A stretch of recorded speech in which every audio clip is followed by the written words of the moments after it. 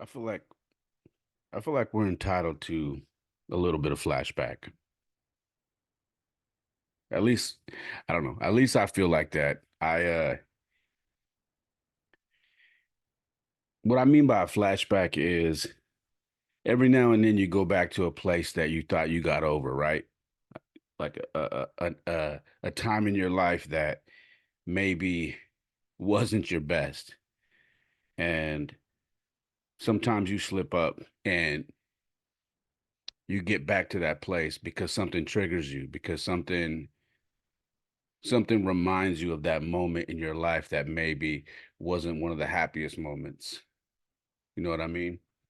Um, and I just had that happen to me recently, and I wanted to share that with you guys and talk about it briefly because it had triggered me pretty good.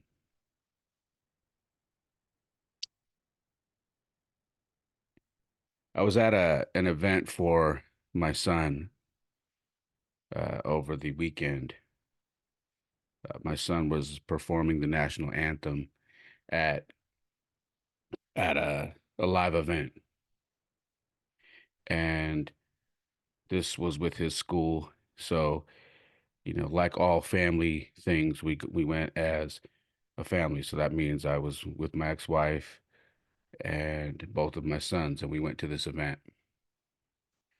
And when we showed up in the parking garage to park in this area for this event, we ran into somebody who was a mother from the school, but had been a mom that we had known for quite some time because all of our kids went to elementary school as well. So we've known this person for a while. And this has happened to me a few times over the past 6 or 7 years. And I've just taken mental notes of it. But when we were in this parking garage, this woman, this woman made it a point to acknowledge my ex-wife, and she didn't acknowledge me. Now, normally I don't give a shit. Um, and I shouldn't have given a shit that night either. But for some reason, she caught me at the right time where it did bother me. Uh, we were going down a flight of stairs, and she says, "Hey, I remember you." She's like, "How are you?" And I'm literally standing right next to this woman, which is my ex-wife. And you guys know me and my ex-wife are on great terms. We get along great. We're like best friends. We are we are great when it comes to co-parenting our kids. Um, so there's no issue there. But this woman acknowledges my ex-wife, and I'm standing right there. I'm actually closer to this lady than she is. And I look right at her, and I'm wondering in my head, I'm like, is she going to say hello to me and say how have you been? Hello, whatever. And she doesn't. And for some reason, that triggered me.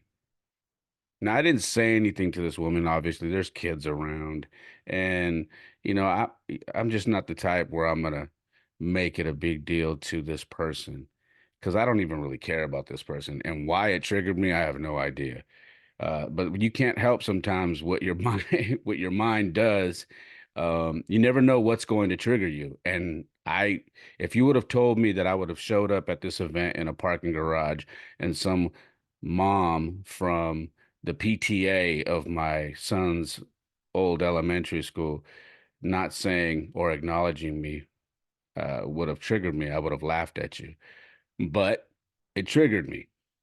So we start walking down, and I laugh, and we walk past them, and she's having a little bit of a conversation, like as we're walking, like, oh yeah, it's a little small talk, and I'm literally laughing because I'm standing right there, and I guess it triggered me because I'm the type of person. if I remember you and I recognize you and I know we've been around each other, maybe I don't know you that well, but I know our kids go to school together. I always acknowledge people. I say, "Hey, what's up? How you doing?" And even say, "Hey, yeah, our kids went to elementary school together. Yeah, I remember you." Really simple. So when people don't have the same common courtesy, I guess it triggers me. So we go walking out, and I tell my ex-wife, I go, "Man, PTA moms get on my fucking nerves." And she's like, "Why?" And I said, that woman, it's funny. It's she acknowledged you, and she knows damn well she knows who I am. And the reason why I know that is because I did the yearbook for 4 or 5 years for that school. I was in those meetings. I was collecting photos from people to design this yearbook. And she was in those meetings all the time. Our kids were in the same class together often. So I know this woman knows me. And I think what was triggering me is because I know that it is common practice for a lot of women when they have an acquaintance or someone that they think is cool. Maybe they're not necessarily friends, like keep in touch with each other, but they kind of have some bond together, whether it's the PTA or something like that. When something like a divorce happens, they automatically, well, I'm going to slide over here and take this side. I don't know if that's the case. This is what my mind was doing to me. And so my ex-wife was like, "Well, you could have said hi to her too." I said, and I got thoroughly annoyed. I said hi to her. I said, "That woman looked me dead in the eye when she looked at you and said, 'Hey, how you doing? I remember you.'" I said, and I'm standing right there. She knew damn well I was the one that did that yearbook for that school and that I was in those meetings. And I said, I'm not gonna say, "Hey, do you remember me too?" And even talking about this right now, it sounds a bit childish to me, but I can't help but tell you and share with you guys that it irritated me because of the fact that there are people out there like that. Because I told my ex-wife, I said, I've encountered more than my share of these women who were on the PTA at our son's school, at the store, in public, wherever. I've ran into them numerous times, high school football games, whatever. And these women will look me dead in my eye and act like they've never seen me before. And I'm not just some dad who just takes his kids to school and drops them off. Like I'm super involved. So I've noticed this pattern with these moms. And it started to make me think about the stuff that I read a lot. You guys always know I read a lot. I'm always reading. I read stories about, fathers, how they, stuff that I talk about on this podcast, like things that I deal with and things that I've shared with you guys. But I also read perspectives from other fathers who have gone through a divorce, other men who've gone through breakups or who have had to share their kids between homes. And it always feels like it's the same story with regards to how women villainize men, how women, and I'm not talking about my ex-wife. Like I said, I'm going to keep saying it till I go to my grave. Me and my ex-wife are fine. That has nothing to do with me and her. I wasn't even irritated with her. Like, my ex-wife lives in a bubble. I always tell her that, but I'm always joking when I say that, but she knows I always say that. But she always looks at the bright side of things, and I commend her for that because a lot of the times I don't look at the bright side of things. So, sometimes that's needed with me.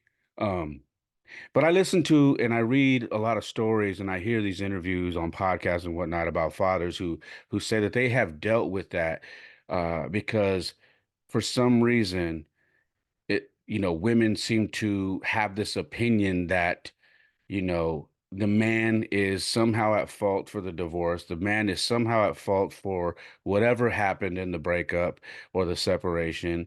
And they, for some reason, lose this. they feel like they don't owe the man any respect, but they show the ex-wife or the mother the utmost respect. I've listened to interviews time and time again of fathers who say that they get this vibe when they go to their children's school, when they go to their children's events, when they go to whether it's a performance for the holidays or a sporting event or whatnot. I've heard countless fathers say that this is always the case during a divorce, that the dad shows up to the events and immediately the women look like they either have heard something and they don't want to acknowledge them, or it almost feels like these women are kind of whispering in each other's ears. And I'm not saying that's what was happening in my situation, but I'm saying that this is the feeling that a lot of men get. And I think that that kind of it brought me back to a place where it made me feel like, what what is it you think about me? Not that I give a shit, but at that moment I was kind of, you know, it was really making me think, I wonder what this woman thinks about me.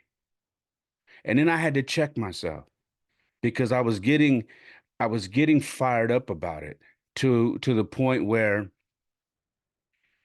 I clammed up because I didn't want to say anything that was gonna uh make me look bad.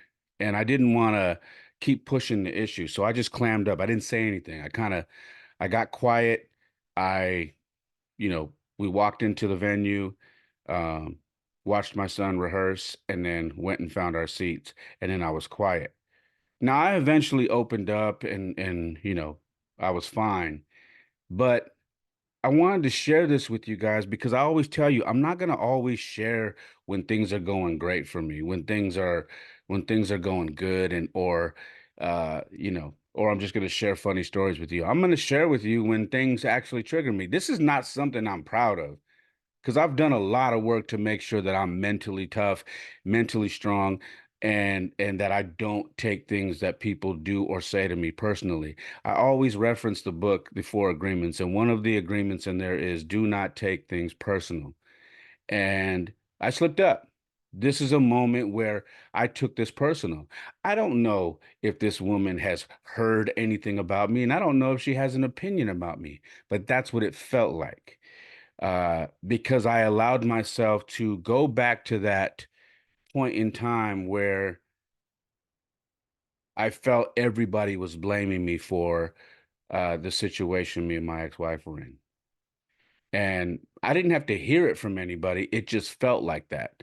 And I don't expect anybody to understand that unless you've gone through it. Now, maybe someone's listening and saying, dude, I know exactly where you're at because I've dealt with that with the parents and especially the moms at my kids' schools. It makes me feel like they talk trash about me. It makes me feel like they have an opinion about our life. But here's the thing, who gives a fuck what these women think? And some of the dads as well, because everybody has their shit going on. There isn't a family that shows up to drop their kids off at that school or pick them up at school or take them to an event that doesn't have shit going on that we don't know about. Those families are exactly like you and me. And I had to tell myself, you are getting upset about a woman who you don't even talk to, who you don't give a shit what she thinks about you, but you're upset because she acted like she didn't know you. Who cares? What kind of grasp does she have on your life? She don't have no grasp on my life. I had to tell myself, get out of your feelings. Quit allowing this woman or these women that you've ran into who were part of this group in a school that your son went to. Quit letting them get under your skin. Who gives a fuck if they don't acknowledge you? Because they got their own shit. Maybe they're miserable. Maybe they're going through a divorce. Maybe their family is has taken a turn for the worse and they're upset. And maybe they don't want to talk to you because maybe they think you heard something and they don't want to feel weird around you. I don't know. I'm sharing this again because I'm not proud of it, man. But every now and then you go back to these to a time when you maybe you weren't doing so good. And that's what happened. I went back to a time when I assumed that everybody had blamed me for my divorce. And that wasn't the case. I'm sure there are some people out there that blame me for it, and who gives a fuck, right? But I took myself back to a time when I assumed everybody that knew me and my ex-wife I took it back to a point where I thought everybody had blamed me or was talking about me or was pointing the finger. Now you got to understand, like it's someone who's never gone through that can say, "Hey, man up," you know, quit worrying about what people think. But when you go through a divorce, there is a divide that happens. There is a division, when it comes to family, friends, and acquaintances, and then just random ass people who kind of know what's going on because maybe your kids go to school together. There's a divide that happens.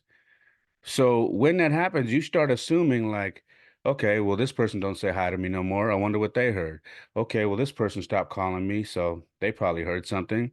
So your mind starts playing all these tricks with you, and you start just assuming that, hey, whoever I haven't heard from, or whoever kind of gives me the side eye, or whoever forgets to say hi to me when they see me in the morning or after school, they've heard something. They're not fucking with me no more. So that's someone I got to chalk off my list. You know what I mean? And that's where I went back to. And if you've never gone through a divorce, you've never dealt with that, you wouldn't understand what I've been trying to explain to you in this episode. It's it's very hard. It takes a lot of work to get past that. Okay, because we the history has shown that men always seem to get the raw shit end of the stick when it comes to divorce. Again, let me be very clear. I'm not saying that I got the shit end of the stick in my divorce. Okay? I'm not saying that uh, I went to court and bad things happened to me. I'm not saying that. But history has shown the majority of the time the men get the shit ends of the deal. Okay? Now, that could be whether it be legal or it could be in the view of the public eye, so to say. People are always saying, "What did you do?" I literally, every time I've met a woman, almost I could say 80% of the time, a woman has asked me, "What did you do? What happened?" And they just assume that you're a man. What did you do? Did you do something that a man would normally do? Did you cheat? Did you beat her? Did you cuss at her? Did you verbally abuse her? Did you run around? Da da da da. Whatever. Did you have a drug problem? And my attitude is, how do you know it was me? So historically, men always seem to get the shit end of the deal, right? Again, that is not necessarily what happened between me and my ex-wife. All right. But there is a reason why when these things happen, like not getting acknowledged when you are standing and walking next to your former wife, and this is a person that knows you guys together, that knows your kids, that has done school functions together, that has worked with you on certain projects for the school. There's a reason why when that happens, it can trigger you, and it triggered me. And I guess I'm sharing this with you guys because the work is never done, right? It's never done. You always have to fine tune everything. And I'm being very candid, very open with you. I don't have to get on this podcast and share any of this stuff with you guys. I don't. I could have just tucked this away in my back pocket and said, the hell with it. I don't need to talk about that. But I want to talk about it because I know that there is more people out there dealing with this that have dealt with this. And I know that there are people who maybe don't think about anybody else going through this. Maybe they think they're the only ones going through it. And it's not true. There are more of us who go through this every day. And I'm sharing it with you because we're always a work in progress, okay? I don't care how much progress you've made in your life. There's always we all have trigger points. Even the toughest cat that you know has a trigger. Everybody has a trigger point, something that will set them off. And sometimes you don't even realize certain things are a point for you until they happen. And then when they happen, you kind of fly off at the handle and you go, fuck, why did I let that get to me? I'm better than that.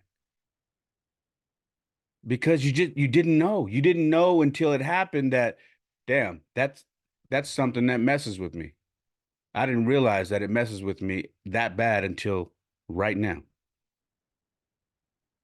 So there's always work that needs to be done. It's kind of like for people who are alcoholics, people who are drug addicts, you can't there are people right now that I know that have been sober for 10 years, 5 years, whatever the case is. And they will tell you right now, I'm an alcoholic. Haven't had a drink in 5, 10 years, whatever it is, because they know that it takes something to trigger. It takes an event. Maybe you lose someone close to you. Maybe something happens and that one thing could trigger them and they're back on the wagon. Excuse me, back off the wagon. Do you understand what I'm saying? It takes one thing to trigger these people and they're back on the sauce. They're drinking again, or they're doing drugs, or they're smoking weed again. This is the same thing with stuff that you've dealt with in your past with regards to your divorce, with regards to your separation. Stuff that you said, I'm good now. I've battled those demons. I'm good. Okay, so am I. But this weekend I found out that there are still some small things that can trigger me. And that was this story that I just shared with you. So I had to reel myself back in. I had to tell myself, it's okay that you felt like that, but it's not okay with how you reacted. Because even though you didn't snap at your ex-wife, you were adamant on how you felt. And I could tell that maybe it irritated her a little bit. And I own that. But I also own the feelings that I had in that moment when that happened. I'm not proud of it, but it definitely bothered me. And it's valid. It's very valid why it bothered me, but it shouldn't have bothered me. I got to get past that because this is a person I don't give two shits what this person thinks about me at all. And you shouldn't either. If this is something you're battling with, that you have ran into someone like this and you realize this person that maybe has known you for some time or should be familiar with you doesn't acknowledge you anymore, fuck it. Don't give them any power. Just go on about your life and keep moving forward. Don't sacrifice all the work you've done because in that moment you just got triggered. We all got trigger points, man. All of us. And one of our goals should be to try to minimize those as much as we can. When you find out something is a trigger for you, that you should make it your goal to say, look, I'm going to work my ass off to make sure that that's not a trigger for me anymore because I don't like the person I was at that moment. I was at the event for about an hour and then finally I kind of let it go. I used to have a really bad temper, guys. Like my temper, I would stay mad for days. Days. If something triggered me, I would stay mad for days. Just holding on to that anger. And even even though I only held on to it for an hour at this event, I wasn't happy with myself because this was an event that my son was at. Now, mind you, when he performed finally, when it came time for him to perform, I had already gotten over it. I enjoyed his performance. We had some, popcorn, we had a drink, and we hung out and we had a good time, and everything was fine. But I was still kind of upset that I allowed 1 hour to go out of my life because I allowed this person to trigger me. I talked to you guys about time being your most precious asset, and that how nobody can give you back your time. So if somebody wastes your time or steals your time, they can never give it back to you. They can apologize, but they can never give you back that time. And in that moment, I was at fault. I allowed my emotions to steal an hour of my time, and I'm not happy about that. Nobody took that hour from me. I willingly gave that hour up to be upset and clam up because I was triggered. It's not good. It's not a good feeling. So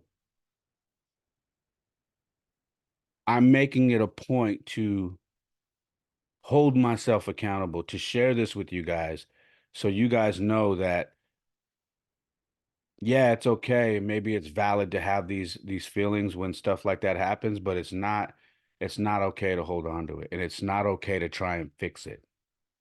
And what I mean by fixing it, it's not okay to not fix it by addressing it and saying that that will never trigger me again. I won't allow it. I'm better than that. Okay. That person has no bearing on my life whatsoever. I should not have allowed that to happen, and I will not allow that to happen again. So that's episode 126 of the podcast, man. I just wanted to knock this thing out, give you guys a little stories, a little something that I had gone through, uh, and encourage you guys to strengthen your triggers. Get better. Anytime you identify a trigger, try to make sure that that becomes your focus on trying to get better from, to where you are no longer triggered by whatever got you. All right. And if we can minimize the triggers we have in our life, I think the better our lives will be. All right. Because triggers they always just set us back. I don't know any trigger that doesn't set us back.